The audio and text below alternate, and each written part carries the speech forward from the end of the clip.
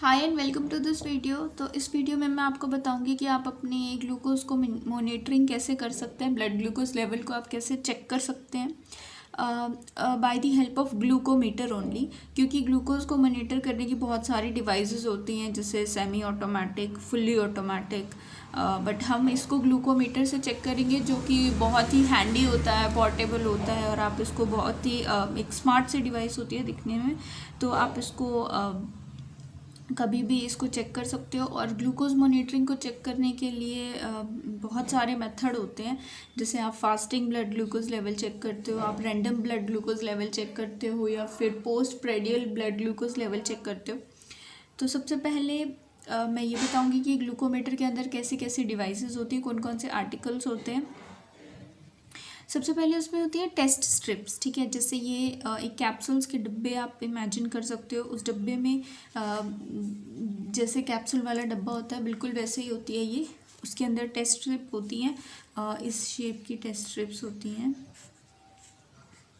जिसमें ये black portion जो है वो मशीन के अंदर जाता है, और यहाँ पर जो है हम अपना ब्लड ड्रॉप डालते हैं और वो रीडिंग दे देता है विदिन 5 to 10 सेकेंड। फिर ग्लूकोमीटर होता है एक बहुत ही पोर्टेबल सा छोटा सा ही, और फिर एक लैंसेट डिवाइस होती है, बिल्कुल एक पेन की तरह। जैसे ये पेन मान लो, ये लेंसेट डिवाइस है। इस लेंसेट डिवाइस को आप ओपन करोगे, लेंसेट को इसके अंदर इंसर्ट करोगे, फिर लेंसेट जैसे पर्पल कलर के एक लेंसेट्स होते हैं, और उस लेंसेट की नोब होती है, उस नोब को आप हटा दो। उसके बाद यहाँ बटन होता है, जैसे ही आपने प्रिक करना है तो वो बटन दबाओ और वो फटाफट से प्रिक कर देगा, ठीक है। अब प्रिक करने के लिए आपको कितना ब्लड चाहिए, ठीक है ना। जैसे अगर मान लो ओल्ड एज का पीपल है, या फिर कोई एनीमिया का पेशेंट है, आप नहीं चाहते कि उसमें बहुत ज़्यादा ब्लड आप लो, या कोई पेशेंट सीवियरली इल है, वेंटिलेटर पे है, या किसी भी तरह का है, और आप उसका ग्लूकोमीटर से ग्लूकोज चेक करना चाह रहे हो, तो हम बहुत ज़्यादा ब्लीडिंग उसकी नहीं करवा सकते हैं।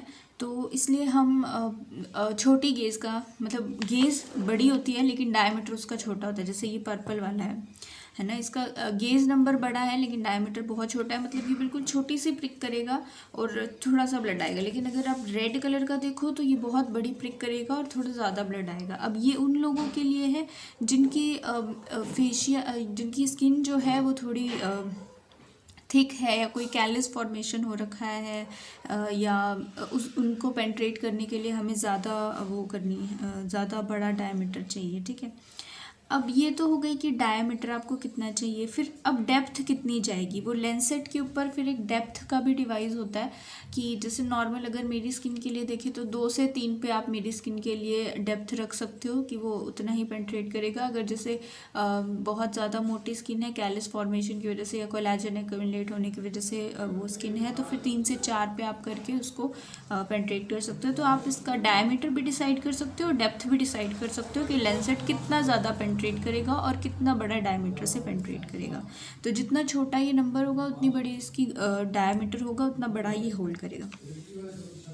देन सिंपल अल्कोहल प्रिपरेशन होती है, बिल्कुल स्वैब सी होती हैं ऐसे, और आप बस उसको रब करने के लिए, जैसे अगर यहाँ से मुझे अपना ब्लड ग्लूकोज लेवल चेक करना है तो मैं यहाँ से इसको वाइप करके कर लूँगी। फिर एक होता है क्वालिटी कंट्रोल सोल्यूशन, ठीक है। ये क्वालिटी कंट्रोल सोल्यूशन इसलिए होता है कि आप ये चेक कर सको कि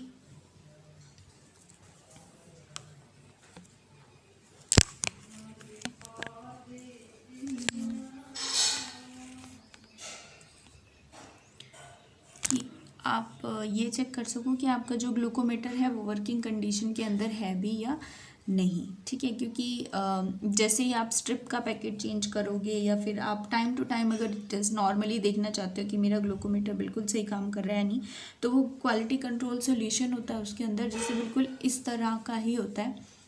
हालांकि ये आई ड्रॉप्स हैं, लुब्रिकेंट है, बट इसी तरह का ही होता है। और उसमें क्या होता है कि ये क्वालिटी कंट्रोल सॉल्यूशन है, तो इसमें लेवल्स होते हैं। जैसे ये लेवल 1 का है, लेवल 2 का है, वो यहाँ लिखा होगा लेवल 1, लेवल 2। और फिर जो आपकी टेस्ट की स्ट्रिप्स होंगी उसके ऊपर नॉर्मल वैल्यू लिखी होगी इसकी, कि लेवल 1 पे इतना सोल्यूशन, इतना वैल्यू नॉर्मल है, और लेवल 2 पे इतना। तो बिल्कुल जैसे आप ब्लड को उसकी ड्रॉप पे डालते हो, वैसे आपको इसके सॉल्यूशन को डालना है। बट इसकी खास बात यह है कि आपको कभी भी इसको इसे शेक करके नहीं करना। आपको अगर इसको जैसे ही आपने डालना है, क्योंकि आप डेली तो यूज़ करोगे नहीं, तो जब भी इसको यूज़ करोगे तो अपनी पाम के अंदर लेके आपको इसको ऐसे ऐसे रब करना है, 5 to 6 टाइम या 7 to 8 टाइम आप इसको ऐसे रब करो, ज़्यादा विग्रसली भी रब नहीं करना करके। और फिर ये मतलब अच्छे से शेक हो चुका है। जैसे हम इंसुलिन को शेक करते हैं ना, हम इसको शेक नहीं करते, हम उसको रब करते हैं। तो ऐसे ही इसको क्वालिटी कंट्रोल सोल्यूशन को भी हम ऐसे ही करते हैं। और इसके अंदर से फिर हम एक ड्रॉप डालते हैं हमने अपनी टेस्ट स्ट्रिप्स के ऊपर, और फिर वो रीडिंग दे देती है, जो नॉर्मल रीडिंग आप उससे मैच करके और आप अपना चेक कर सकते हो कि ग्लूकोमीटर आपका सही से काम कर रहा है या नहीं। अब जिस पेशेंट को आपने ब्लड ग्लूकोज लेवल चेक करना है, तो प्रेफरेबल है कि वो अपने हैंड्स को जो है वार्म वाटर से वॉश कर ले, क्योंकि वार्म वाटर से वॉश करते ही यहाँ की ब्लड सप्लाई जो है बढ़ जाएगी। आप ऐसे से मसाज भी कर सकते हो इस एरिया को, ताकि यहाँ की ब्लड सप्लाई बढ़ जाए और जो रीडिंग्स हैं वो एक्यूरेट आए, है ना, ब्लड ग्लूकोज की रीडिंग जो है एक्यूरेट आए। फिर अब आपने प्रिपरेशन स्टार्ट कर देनी है, क्योंकि जैसे उसने हैंड वॉश कर लिया या फिर उसके बाद आप अल्कोहल प्रिपरेशन से उसको वाइप आउट भी कर दोगे। तो अब लेंसेट प्रिपरेशन आप खोलो, इसके अंदर आप लेंसेट लगाओ, लेंसेट नोब को या प्रोब को उसको हटा दो, और डेप्थ आप अपनी मैनेज कर लो, जैसे 2 से 3 पे रख के, और इसको बंद करके रख दो, ठीक है। अब क्या करो कि ग्लूकोमीटर लो, टेस्ट स्ट्रिप लगाओ, उसमें ब्लैक वाला जो पोर्शन जैसे मैंने बताया था, ये वाला पोर्शन जो है मशीन के अंदर जाता है। और फिर यहाँ पे आपने लिया, अब आपने लेंसेट डिवाइस अपनी खोलनी है और उसको यहाँ पे बटन उसका प्रेस करके ये प्रिक हो जाएगा। उस प्रिक को पहला जो ड्रॉप आता है उसको आप वाइप आउट कर सकते हो एक्यूरेट रीडिंग लेने के लिए, क्योंकि वो कंटामिनेटेड हो सकता है। उसके बाद दूसरा आप हल्का सा प्रेस करो, और हल्का हल्का, ज़्यादा हार्शली प्रेस नहीं करना। तो उसके बाद जो दूसरी ड्रॉप आएगी उसको यहाँ पर रख कर, मतलब टेस्ट स्ट्रिप है मान लो अगर ये, तो उसको यहाँ पर रखकर और विदिन 5 to 10 सेकेंड आपकी रीडिंग आ जाएगी, ठीक है। ये तो हो गया आपका कैसे आपको चेक करना है। अब आपको क्वालिटी कंट्रोल, अच्छा वो भी मैंने बता दिया कि ऐसे ऐसे, ठीक है।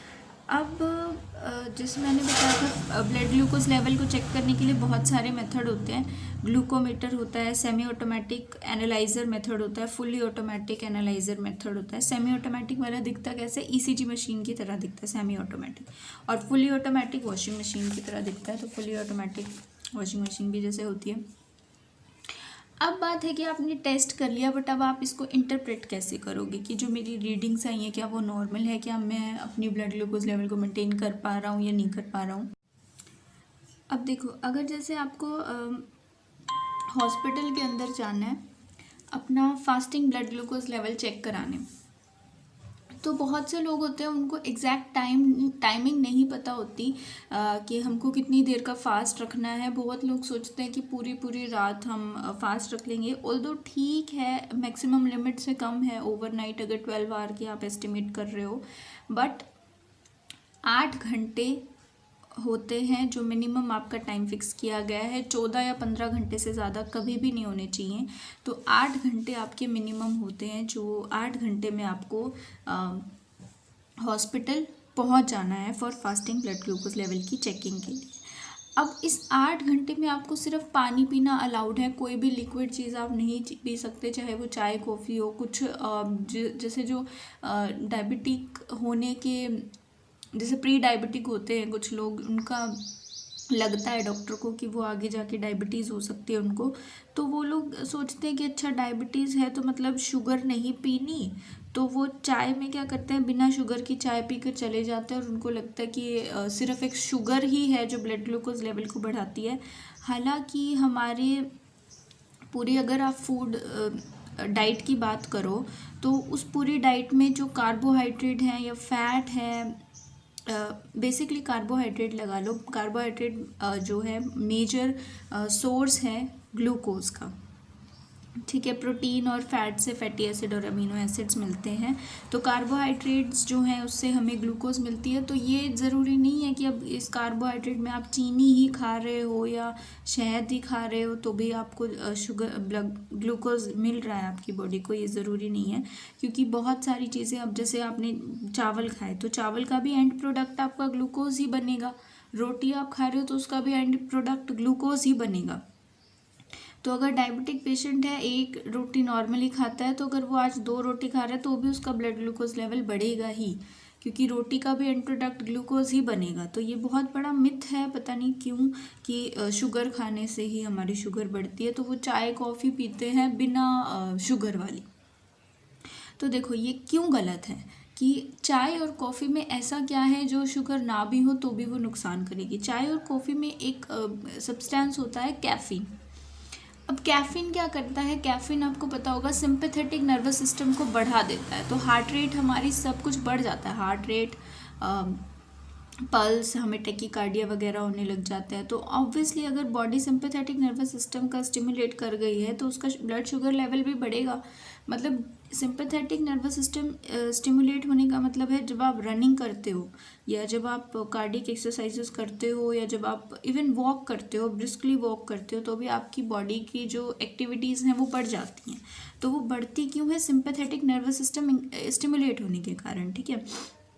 अब इसमें ऑफ कोर्स आपकी बॉडी को ग्लूकोज तो चाहिए ना, तो इसीलिए वो शुगर लेवल को बढ़ाएगी। तो चाय और कॉफ़ी में जो कैफ़ीन होता है वो सिंपैथेटिक नर्वस सिस्टम को इंक्रीज़ कर देता है, इसीलिए आपको चाय या कॉफ़ी पीने के बाद नींद नहीं आती है। और इसीलिए ये चीज़ हार्ट के लिए अच्छी नहीं है, क्योंकि ये सिंपैथेटिक नर्वस सिस्टम को इंक्रीज़ करती रहती है। तो इसलिए आपको ये भी नहीं पीकर जानी है। तो फास्टिंग ब्लड ग्लूकोज लेवल अगर कोई इंसान चेक करवाने जा रहा है तो वो 8 घंटे सिर्फ पानी पी सकता है और कुछ नहीं, पानी भी बहुत ज़्यादा नहीं, और 15 से ज़्यादा घंटे उसको कभी भी नहीं होने चाहिए, चाय कॉफ़ी उसको कुछ नहीं पीनी। अब नॉर्मल लेवल है, अगर आप बिल्कुल नॉर्मल हो, आप ऐसे ही चेक करवाना चाह रहे हो, तो 70 से 110 आपकी नॉर्मल रेंज मानी जाती है। जिसका 110 से 125 आ जाता है वो प्री डायबिटिक है, मतलब आने वाले टाइम में उसको हो सकता है वो डायबिटीज़ हो जाए। 126 से ज़्यादा है तो फिर आप डायबिटिक हो, बट ये कंफर्म नहीं है, क्योंकि आप सिर्फ एक टेस्ट करके और 126 से ज़्यादा आ गया तो आप डायबिटिक कंफर्म नहीं कर सकते।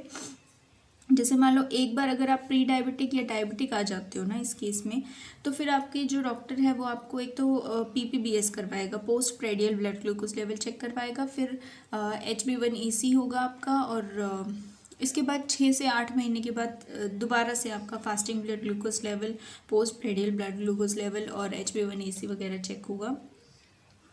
तो ये 2 बार एटलीस्ट आपको करवाना है। ये नहीं है कि एक ही रिपोर्ट से आप श्योर हो जाओ और फिर ग्लूकोज की दवाइयाँ, मतलब डायबिटीज़ की दवाइयाँ आप स्टार्ट कर दो, तो ये बिल्कुल गलत है। तो अब रैंडम ब्लड ग्लूकोज लेवल का ज़्यादा इम्पोर्टेंस नहीं है, क्योंकि ये रैंडमली हम चेक कर लेते हैं कि जैसे ही पेशेंट हमारे पास आया, अब हमें नहीं पता कि उसने रात को पार्टी करके बहुत ज़्यादा बर्गर पिज़्ज़ाज खाए हैं या फिर वो सिंपली घर से 2 घंटे पहले खाना खा के आए या 4 घंटे पहले खाना खा के आए, हमें इस चीज़ से कोई मतलब नहीं है। तो ये रैंडम वाला इसलिए ज़्यादा रिलायबल नहीं है, क्योंकि मान लो 2 पेशेंट्स आ रहे हैं, ठीक है। एक पेशेंट ने तो बहुत ज़्यादा हैवी डिनर करके वो आया है शाम के टाइम पे, और एक जो है वो खाली पेट आया है। अब जो खाली पेट आया है उसका भी अगर ये 200 बता रहा है और जो बहुत ज़्यादा खा के आया है उसका भी 200 बता रहा है, ठीक है, 200 से कम लगा लो, चलो 180 बता रहा है, इसका भी 180 बता रहा है, तो हम इसको नॉर्मल मान लेंगे रैंडम ब्लड ग्लूकोज लेवल के हिसाब से। जबकि जो पेशेंट कुछ नहीं खा के आया और फिर भी उसका 180 आ रहा है, तो ऑब्वियसली उसको डायबिटिक हो सकती है ना, लेकिन रैंडम ब्लड ग्लूकोज लेवल उसको नॉर्मल दिखा देगा, तो ये बिल्कुल रिलायबल नहीं है। इसके अकॉर्डिंग मतलब कभी भी बॉडी के अंदर जो डायबिटीज़ हो या ना हो, ब्लड ग्लूकोज लेवल कभी 200 से ज़्यादा नहीं जाना चाहिए। तो ये रैंडम ब्लड ग्लूकोज लेवल इसलिए रिलायबल नहीं है। तो और फिर आता है एक post prandial blood glucose level. जब फास्टिंग ब्लड ग्लूकोज लेवल में थोड़ा सा भी पेशेंट डॉक्टर को डाउट हो जाता है कि ये पेशेंट हो सकता है डायबिटीज़ का, तो फिर वो PPBS करवाते हैं, post prandial blood glucose level. इसमें क्या होता है कि आप जो नॉर्मल रूटीन में अपना खाना खा रहे हो, आपको वही खाना खाना है, और आपको खाना खाने के सही 2 घंटे बाद जाके अपनी टेस्टिंग करवा लेनी है, ठीक है। अब देखो, खाना खाने के 2 घंटे बाद, 2 घंटे से 5 मिनट भी ऊपर नहीं होने चाहिए, 5 मिनट भी कम नहीं होनी चाहिए, ठीक है। तो ये हम टाइमिंग अब कैसे मैनेज करेंगे, जैसे हमने खाना खाया तो क्या खाना खाने के बाद हमको टाइमिंग स्टार्ट करनी है उसके 2 घंटे बाद, या फिर जैसे ही खाना खाना स्टार्ट कर दिया उसके बिल्कुल 2 घंटे बाद। तो देखो, जैसे ही आपने खाना खाना स्टार्ट किया वैसे ही आपका टाइमिंग भी स्टार्ट हो गया। आप अगर 9 बजे खाना खाने बैठे तो 9 बजे ही आपने टाइम गिनना भी स्टार्ट कर दिया। अब 11 बजे जाके आपको रिपोर्ट देनी ही देनी है। मतलब 11 बजे आके जाके आप आपका तब तक ब्लड ग्लूकोज लेवल के लिए जो भी उसने ब्लड निकालना है वो सब हो जाना चाहिए, और 11 बजे आपकी सही जो टेस्टिंग है वो हो जानी चाहिए, तभी एक्यूरेट रीडिंग्स आएंगी। अदरवाइज़ आपकी फॉल्स रीडिंग आएंगी, क्योंकि 2 घंटे इसकी प्योर डेडलाइन है। ठीक है। अब post prandial blood glucose level के अंदर अगर आपका 140 तक भी चला जाता है तो भी कोई बात नहीं, 2 घंटे बाद भी अगर आपको 140 तक है तो नॉर्मल है। लेकिन 140 से 199 आ गया तो प्री डायबिटिक हो, 200 से ज़्यादा है तो फिर डेफिनेटली आप डायबिटिक हो। और एक HbA1c टेस्ट करते हैं, ये सीधा 3 महीने की रिपोर्ट दे देता है कि ये बेसिकली HbA1c डायग्नोस्टिक पर्पस से भी कर सकते हैं, और एक ट्रीटमेंट हमारा मेंटेन कैसे हो रहा है। जैसे मान लो आपको 2 महीने हो गए डायबिटीज़ की दवाई खाते हुए, तो डॉक्टर देखेगा कि आपने पिछले 2 महीने में अपनी शुगर कैसे कंट्रोल करी है, क्योंकि आप डेली तो नहीं जाओगे डॉक्टर के पास दिखाने की, देखो मेरी आज शुगर इतनी है या आज शुगर इतनी है। तो एक ही टेस्ट होगा HbA1c, और उससे से सारी आपकी 3 महीने की रिपोर्ट आ जाएगी। अब ये 3 महीने की ही रिपोर्ट क्यों आती है, 4 की क्यों नहीं आती या 2 की क्यों नहीं आती? तो देखो ये HbA1c टेस्ट करता है हमारी RBCs को। अब RBC को सबको पता है कि इसकी जो लाइफ साइकिल होती है वो 120 डेज़ की होती है। तो RBC में पूरी वो 120 डेज़ की हिस्ट्री आती है इसमें, क्योंकि ये RBC को चेक कर रहा है तो पूरी 120 डेज़ की हिस्ट्री देता है, और 120 डेज़ मतलब 3 महीने। अगर ये WBC की करता तो 10-15 दिन में की ही रिपोर्ट देता, बट ये RBC की टेस्ट कर रहा है इसलिए 3 महीने की रिपोर्ट दे देता है। तो HbA1c तब नॉर्मल है जब 4 से 6 हो या 6 से कम हो तो आपका नॉर्मल है। अब 6 से 6.4 भी आ गया तो आप प्री डायबिटिक हो।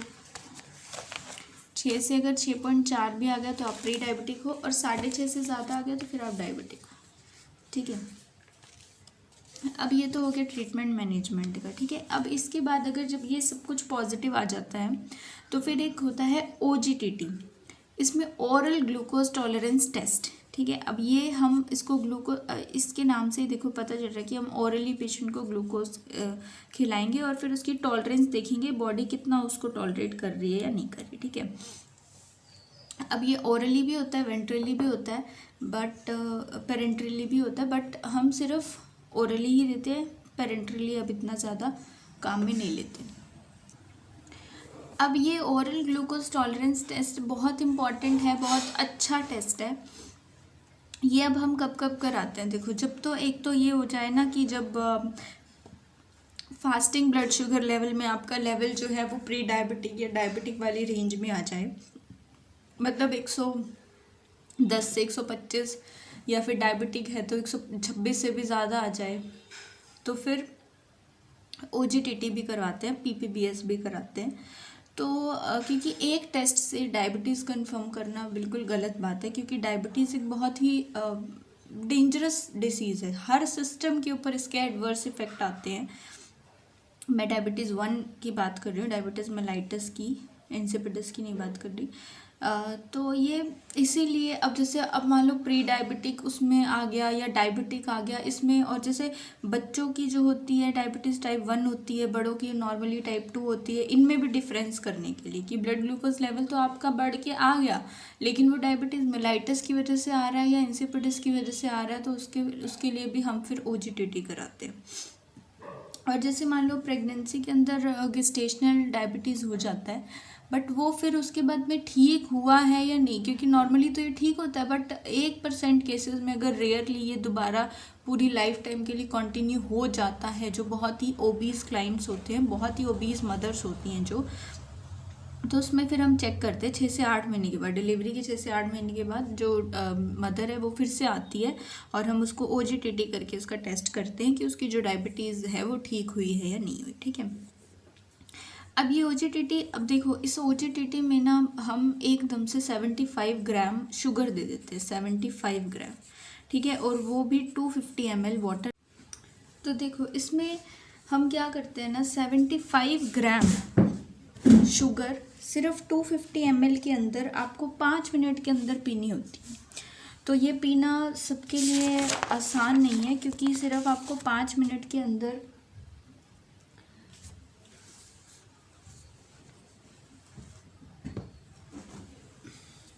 क्योंकि सिर्फ 5 मिनट के अंदर आपको क्या करना है, 75 ग्राम शुगर पीनी है। ठीक है, बहुत मीठी हो जाती है ये और कई लोग नहीं भी पी पाते इसको, बट पीना कंपलसरी है 5 मिनट के अंदर अंदर। ठीक है, तो अब ब्लड ग्लूकोज लेवल आप बहुत ज़्यादा बढ़ा रहे हो एकदम से, है ना, तो जिसमें अगर ऑलरेडी डायबिटीज़ जो कंफर्म्ड है तो उसमें अगर आप ये कर रहे हो तो फिर आप ब्लंडर्स कर रहे हो, है ना। या इसकी मतलब बहुत सी सिचुएशंस होती हैं कि आपको ये चीज़ें होनी नहीं चाहिए, तभी आपका ओजीटीटी होता है। जैसे आप 3-4 दिन तक बिल्कुल हेल्दी होनी चाहिए, कोई बीमारी नहीं होनी चाहिए, तभी आपका ये ओजीटीटी टेस्ट होगा। ठीक है, फिर 8 घंटे की फास्टिंग के बाद ही आपको लेबोरेटरी में आना होता है। तो 75 ग्राम वाली जो ओजीटीटी होती है वो नॉर्मली एफबीएस के साथ ही होती है, फास्टिंग ब्लड शुगर वाले के साथ होती है, कि पहले आपने 8 घंटे का फास्ट कर लिया, फिर आप आए, आपने अपना यूरिन सैंपल दिया और फास्टिंग ब्लड शुगर लेवल वाले का यूरिन सैंपल आपने दे दिया। अब आप क्या करोगे, अब आपको 75 ग्राम शुगर दी जाएगी 250 ml के साथ, जो आपको 5 मिनट के अंदर गटकनी होती है।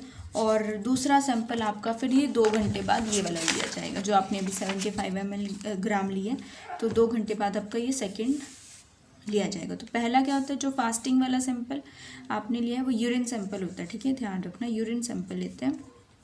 और दूसरा फिर क्या है, 2 घंटे बाद हो लेंगे।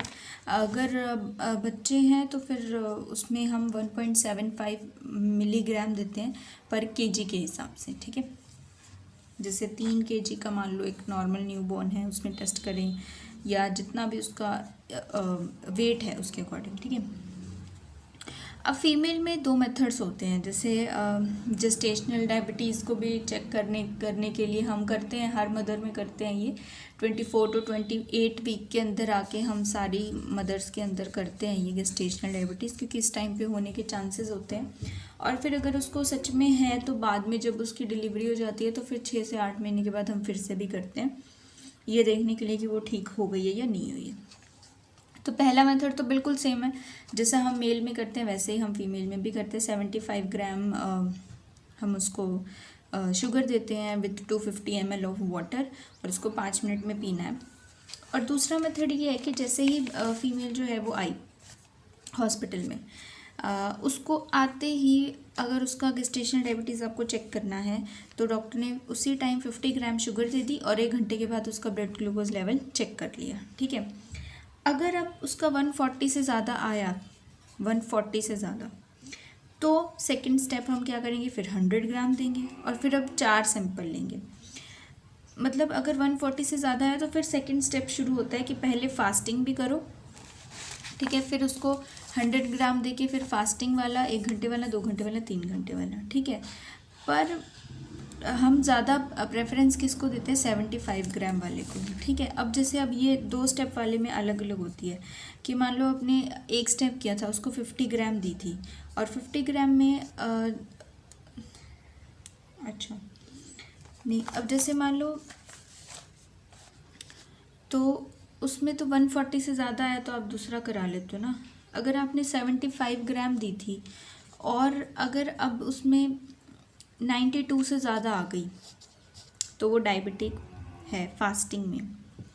और 75 ग्राम देने के 1 घंटे बाद 180 से ज़्यादा है तो डायबिटिक है, 2 घंटे बाद 153 से ज़्यादा है तो भी डायबिटिक है। ठीक है, तो फास्टिंग में तो अगर आपका 90 क्रॉस कर रहा है ना फास्टिंग में, तो आपको डायबिटीज़ हो सकती है। ठीक है, ये ओजीटीटी में, फास्टिंग में भी 90 से ज़्यादा है तो आपकी हो सकती है। बट अगर आपने ये ओजीटीटी कराया है, मतलब 75 ग्राम खाने के बाद भी अगर आपका 1 घंटे के बाद 180 से भी ज़्यादा आ रहा है तो ठीक है, 2 घंटे बाद 150 से भी ज़्यादा आ रहा है तो इसमें भी ऐसे ही 2 स्टेप वाले में 1 घंटे बाद 180 से भी ज़्यादा आ रहा है तो भी है, 2 घंटे बाद 155 से भी ज़्यादा आ रहा है तो भी है, 3 घंटे बाद 140 से भी ज़्यादा आ रहा है तो भी है। तो ये हमारा ओजीटीटी। Thank you.